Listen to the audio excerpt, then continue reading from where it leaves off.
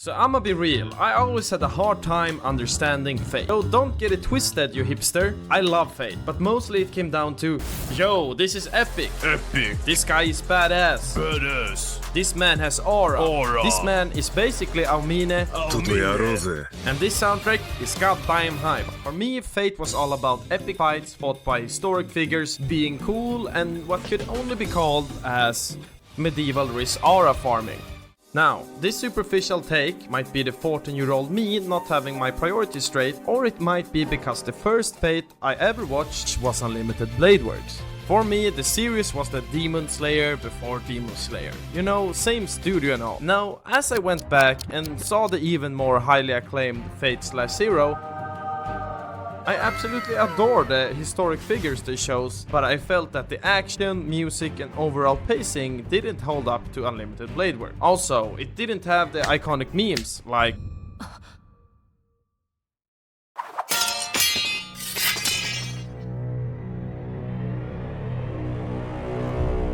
Now kill yourself. Oh, I know I'm treading lightly here, and I surely don't want to step on any tails of a fandom consisting of most body pillows per capita. But that was my opinion, and that's how I have felt for a while. Unlimited Blade Works is just the upgraded version of Fate Zero. It's the 4K version. It has Massacre, and it has the most hype anime soundtrack of all time. It has the just because you're correct doesn't mean you're right. It has the Ein Körper ist ein Körper. Wait. I swear this fella's just be saying shit twice to sound cool. I am the sword of my sword. I am the blade of my blade. For 1,000 people killed means 1,000 people died. Anywho's, for me, these bland things were the stuff I was focusing on. But there is one edge, not to talk about edging, that I felt that Fate Zero always had over Unlimited Blade Works. And that is the ending. And also Ryder. He's just such a chad. Oh man, I would just love to ride his horse into battle and be a part of his army, of course. Unlimited Blade Works! In stark contrast, Unlimited Blade Works ending doesn't really stand out much. It's pretty much how you would expect an anime show to end. You know, it's the anime equivalent of and then it hit me like a truck. Literally. And I was transported to another world. Fate Zero's ending, on the other hand, is extremely unique. First off, the ending is not only an ending, it's also a prologue while at the same time being a self-contained ending. And secondly, it ends with a gigantic fucking tragedy. And that is exactly what we're going to explore, and that is the point of this video. Point/video.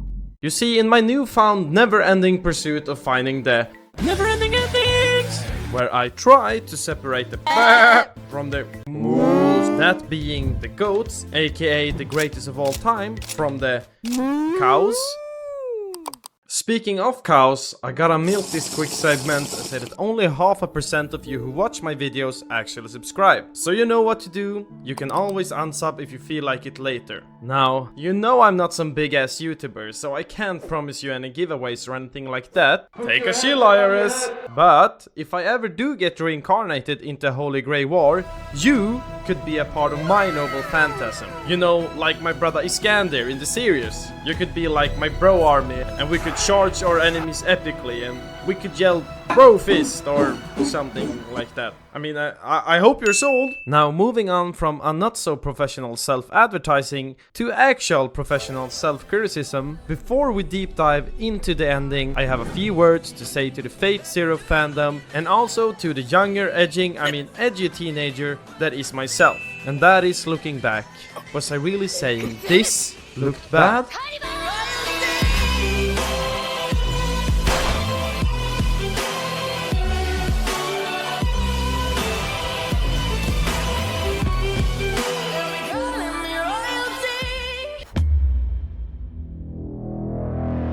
Now, Fate Zero being seen as this written masterpiece doesn't mean its concepts need to be overly complicated. Great figures from the past who have gotten to where they have gotten thanks to their ideologies are summoned like Pokemon to clash with other ideologies in a battle over a great chalice that can grant any wish. Simple. right? This is the way this huge competition over a magic prize is set up, and you get these very interesting situations where ideologies from different ages, different lands, different cultures all clash. A prime example being the iconic "what makes a king" debate. And then the king assembled his goon squad and rode out. Any questions? What do you want to know then? Like, do you think they knew the meaning of gooning when they actually came up with the word goon squad?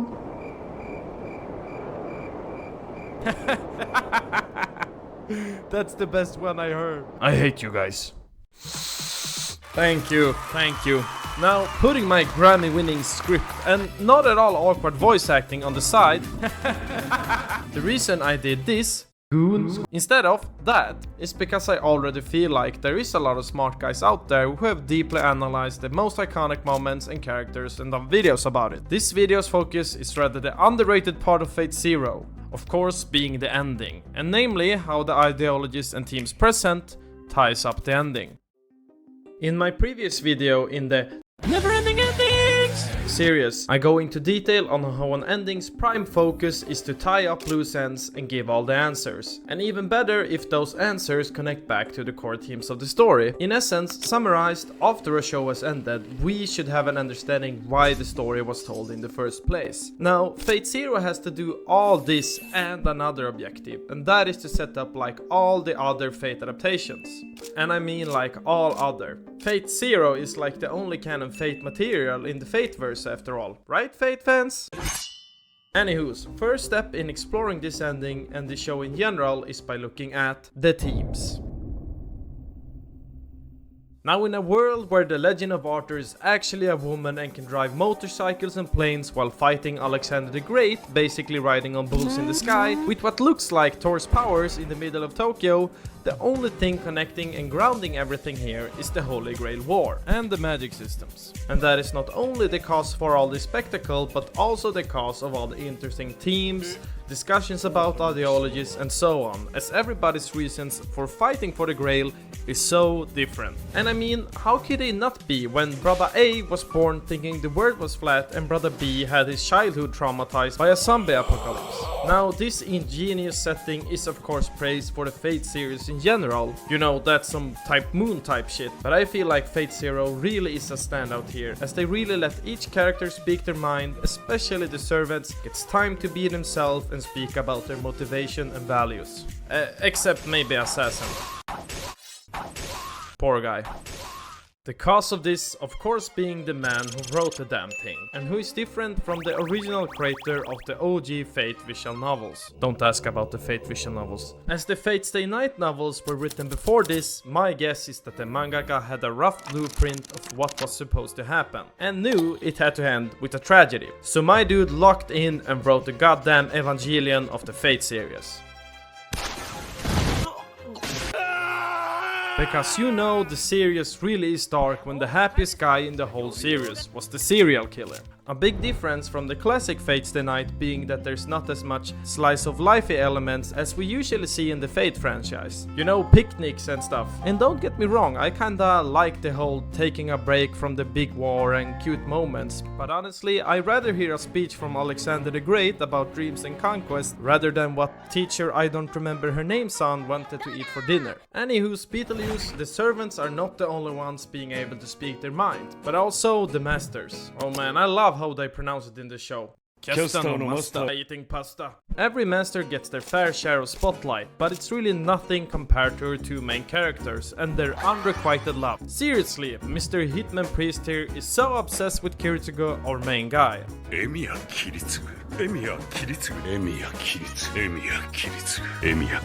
And the relationship is one-sided. My brother was scared, which I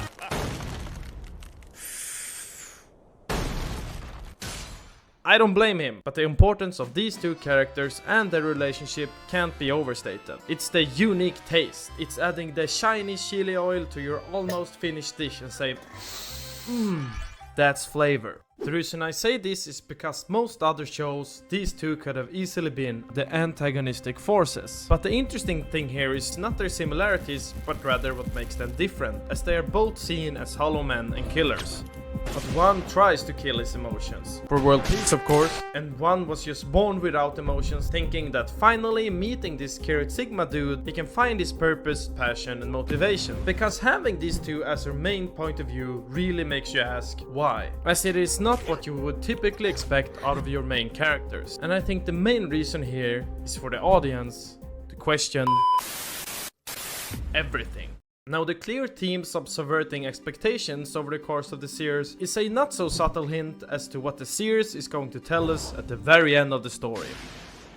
As the series repeatedly tells us that everything is not as it seems. The priest is the most unholy of men I ever seen. The most pragmatic man in the world is our main character, and the hero, the heroic legend Arthur, being a woman, which in retrospect might be because of other reasons. The dark, crazy Mad Dog being this esteemed historical figure seen as the perfect image of knighthood, bravery, and class, and so on. And as we close in on the last episode with everyone revealing their true nature, we find out that that is true for the Grail as well. As what we thought was salvation was despair.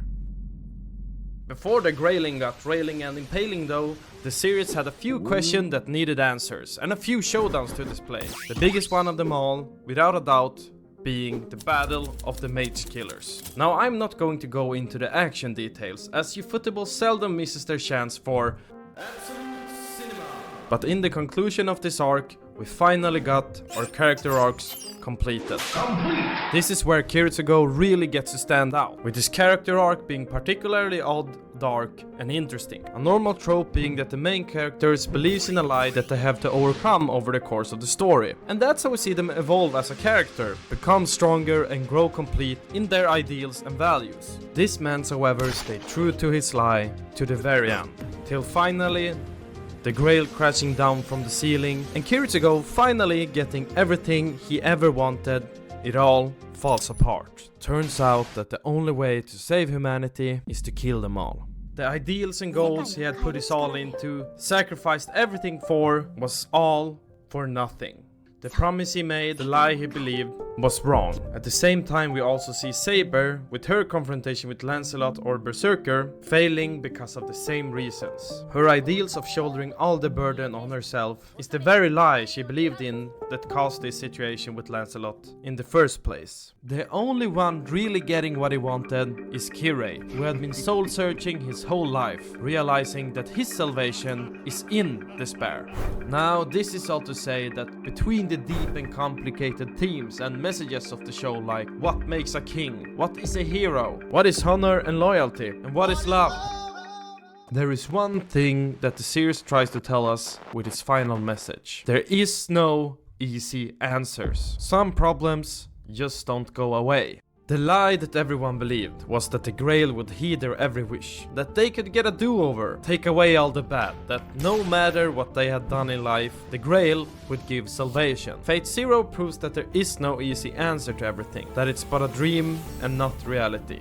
There just isn't that one thing that can magically fix your whole life and make all your problems go away. However, that is only half the answer. And that's where the show really shines as a prologue. The only salvation for our main character being that Kiritsugo was able to find some bittersweet happiness by doing what he can with what he got. He was able to save one person, who in return saved him from despair. Kiritsugo was never meant to be the type of main character a lot of people can relate to, as his actions and experiences had pushed him far from the more positive worldview he once had. This was not a classic hero's tale where we are supposed to learn from our protagonist's actions, but rather his failings. And that is precisely why he was chosen as a main character. But even with this very grim outlook, the show's message rings right through. Even if some scars can never be fully healed, even if some people will never be saved, even if the world is a dark place, salvation and happiness can still be found. Not as some magical solution, but with appreciating what you have and doing what you can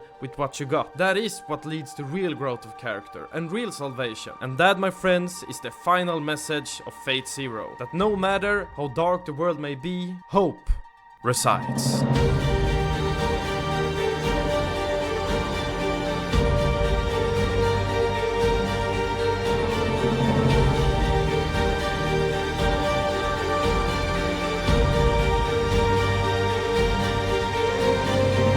What's Later works.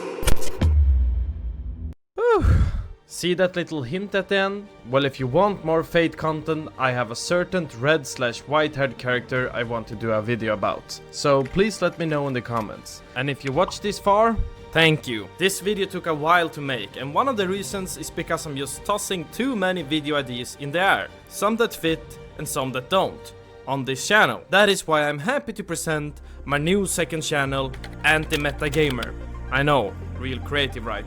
While I love anime, I want an outlet for gaming and even sports too. Here, you can expect a video every single week where I will be doing different takes on video games like chess, League, TFT, World of Warcraft and even Age of Empires 2. With that said, I am not slowing down on Anti-Meta Brain. I have learned new editing techniques and also put up some acoustic panels for better audio. And I made a new YouTube avatar so that subscribe button looks even more tempting. Speaking of which, you better subscribe because the next one is gonna be a banger. The next one is about a classic anime. Oh man, we're finally doing a video about